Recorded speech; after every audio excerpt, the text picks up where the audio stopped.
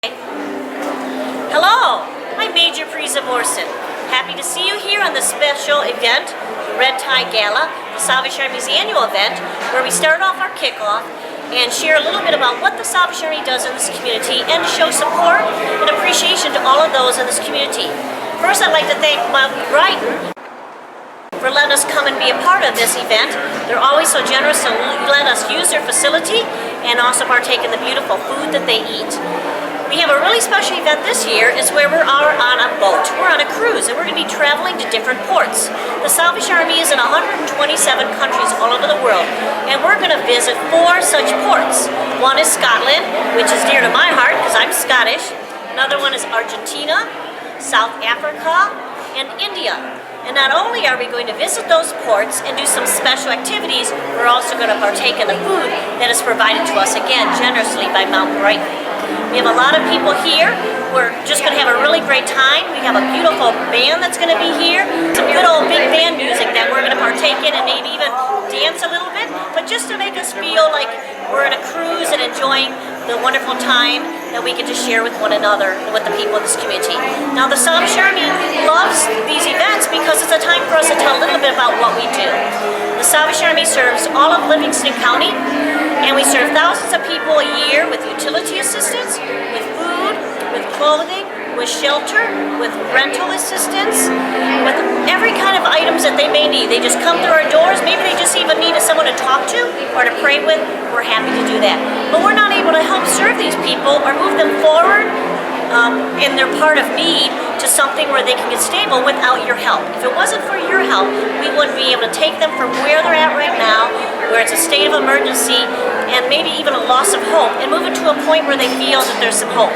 People in this community are generous enough to make our people feel like they have hope, that people in this community care enough to provide services through their income and the donations that they give to us so we can help people in need. So we'd like to thank you, again, thank Mount Brighton and all our other wonderful sponsors that have made this event special so that we're able to provide services for thousands of people in this community year after year and year.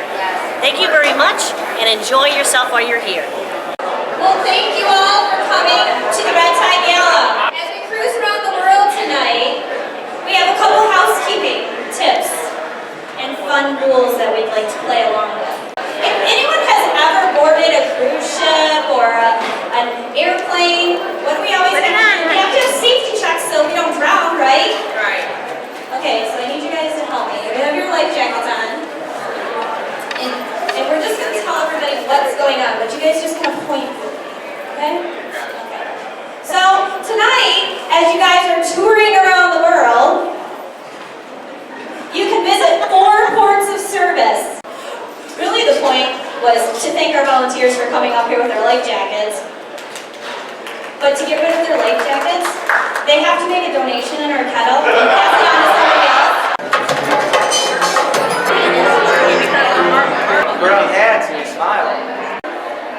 Hi, good evening. This is Karen Swiskowski with Brighton Ford. I'm the Community Relations Director here at the 2015 Red Tie Gala for the Salvation Army of Livingston County.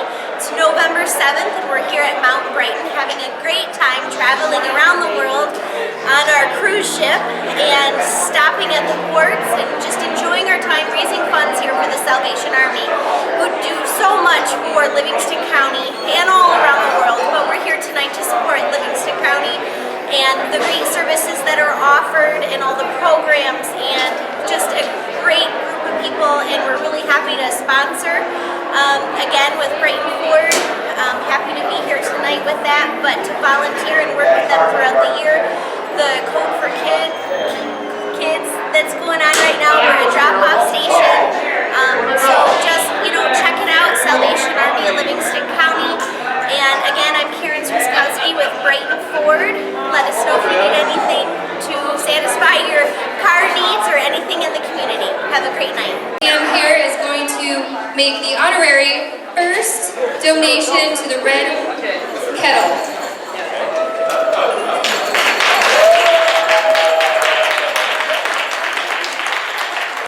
We want to introduce a special speaker, Beth Weber. She is here to share her experience with the Salvation Army. Wow, what an honor. come tonight and be a part of this. What do you think? What do you think? What do you think about when you hear the bell ringing? Well, when I was a little girl, I had all kinds of questions in my mind about those people who stood there at the kettles, and I was really curious. I didn't understand what they did. Well, my ideas about the people at the Salvation Army has changed tremendously over the years. And they have touched my life very personally in ways that I never ever expected. My husband and I, Jim, and I have lived in Brighton, raised our family here, and our firstborn son was a scholar athlete at Brighton High School with 6 scholarship offers to college. And in 4 years, he was a homeless man, living under bridges and hopping boxcars across the country. He was in and out of our lives for a few years, and after several years of that, we got a phone call on December 9th of the year 2000, and it was very clear that our son was very confused, and it was something that was way beyond anything we could handle. That would be the last time we heard his voice, December 9th of 2000. And many years went by, and we hoped, and we prayed, but we lived with the uncertainty of knowing whether or not our son was alive or dead. It's a real faith builder, let me tell you. And God was so good to us during those years. And one night, it was around Easter time of 2011, our younger son was in law school at the time, and he had access to a search engine to check out information that you and I aren't usually privy to. And a hit came up, and our oldest son Jimmy's name came up. And what showed up was a Salvation Army visit out west. Well, it was the first glimmer of hope in 11 years that I had. And I couldn't wait to make a phone call to the Salvation Army. Well, unfortunately, I had to wait till the next morning, and it seemed like forever. But finally, I made a phone call, and through the information, the people who were so kind, I learned that they actually had a missing persons service through the Salvation Army. And in the morning, I had to wait till the offices opened in New York. And there I spoke to a woman named Maria. I will never forget her. Because as the mother of a homeless person, a son, most people don't understand that experience. Oh, they support us, they love us, they care for us, they pray for us, but they don't really understand. But Maria, you see, Maria from the Salvation Army switchboard in New York, she understood. And on that phone call, Maria touched my heart and ministered to me so deeply and encouraged me and affirmed me and helped me. Well, I downloaded the missing persons form, and unfortunately that was a dead end. But we tried. And that encouragement stayed with me. Those are a time on that phone I'll never forget. But another year later, and we received another phone call. And this time, it was a phone call from a hospital. And they asked, "Do you have a son named Jim?" And we said, "Yes, why do you ask?" "Well, he's been burned in a fire. And he's in our burn unit, in a coma, on a respirator." And in 23 hours, my husband and I stood at the foot of the bed of our long-lost son. And we were able to share those weeks with him. It was very clear, and our suspicions confirmed, that he was suffering from a mental illness that was untreated. He did recover from his burns, I am very happy to report. But during those weeks that I was out west, I got a chance to go up to the town where he lived. And I got to meet some of the people. He went to one mission in the morning for coffee. And I got to meet the woman who talked to him and gave him coffee. And she talked to me as if I felt like I was back at student-teacher conferences. And she was telling me all about the things that my son did. And God was so gracious in giving me pieces of those missing years. And I put the pieces of my son's life together. Well, she said, you know, he goes from here to the Salvation Army every day like clockwork. So over to the Salvation Army I went, because that's where Jimmy has lunch.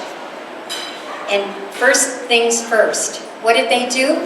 They fed me. I got my tray and I went through the line with all the other patrons. And do you know, I spent almost 4 hours there. And the women who worked behind the line, who fed my son tuna fish sandwiches and macaroni and cheese and spaghetti, who looked into his eyes and smiled at him and loved him when I couldn't reach him. And the man who sat with me and told me all the tales of the times he had spent with my son. It was the most wonderful afternoon that I could have ever imagined. And the kindness and the graciousness. One man told me a story. He said, Beth, it was forecast to be 40 below, and Jimmy would not sleep inside. He insisted on sleeping outside. I begged him, this man, it's not a shelter where he was. But this man was going to let him sleep in his office. Jimmy refused, and he said, I really thought maybe I would find him dead in the woods. But my son is a trooper, and he survived. In the interim, before we went out, and I just wanted to tell you this, I forgot, in 2011, when we found out about the hit that my son had been at a Salvation Army place. It was a little place, little hole-in-the-wall office, where he got a sleeping bag and probably a little bit of food. That's all they offer at that particular location. And several months later, I had the opportunity to visit that little hole-in-the-wall office. And do you know, I stood in the very threshold where my son had walked through, and I touched the door jamb in that little office. And I looked around, and I looked into the face of the women who worked in that office. Not sure if they remembered him, maybe they did, but their kindness, again, the kindness of Christ permeating the Salvation Army to me personally. Well, that was how they touched my life. And I am glad to report that my Jimmy did recover from all his burns. But his life had been ravaged through all the years of untreated schizophrenia. And Jimmy now lives in the woods by himself as a recluse. And to this day, the people I met are making him lunch and looking into his eyes and reaching out and touching my son in my absence. That's why my husband and I are committed to ringing those bells throughout this Christmas season. Because you know what? I felt an instant love for those people.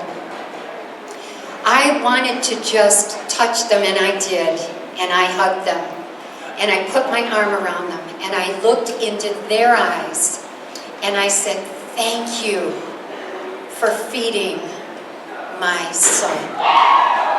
Thank you for looking into his eyes and calling him by name. Thank you. I am so grateful. And do you know, in the book of Matthew, in the 25th chapter, God talks about a scene when that exact thing is going to happen. And he's going to call his sheep his own. And he's going to look into our eyes. And he's going to say, thank you. And we're going to say, well, for what? What did we do? And he's going to say, thank you for ringing those bells and feeding my own, my homeless, my wandering, my lost children. I love you and I thank you for touching them in my absence. Thank you everyone for being here. And don't forget, let me ask you, what do you really think of now? Or should I ask you, please, who will you think of when you hear the bell ring? Thank you.